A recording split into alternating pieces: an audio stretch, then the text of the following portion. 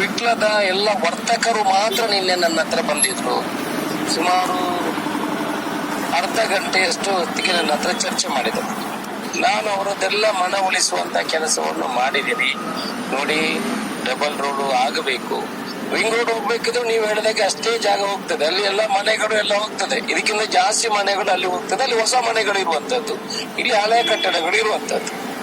ಆದ್ರೂ ಅವರು ಇಲ್ಲ, ಇದನ್ನು ತೆಗಿಬಾರ್ದು, ನಮ್ಗೆ 4 ಲೇನ್ ಅಗತ್ಯ ಇಲ್ಲ ಅನ್ನೋ ವಿಚಾರವನ್ನು ಹೇಳಿದ್ದಾರೆ. ಅದು ಜನರಲ್ ಪಬ್ಲಿಕ್ ಏನಂತಾರೆ 4 ಲೇನ್ ಅಗತ್ಯ ಇದೆ ಅಂತ ಹೇಳ್ತಾರೆ.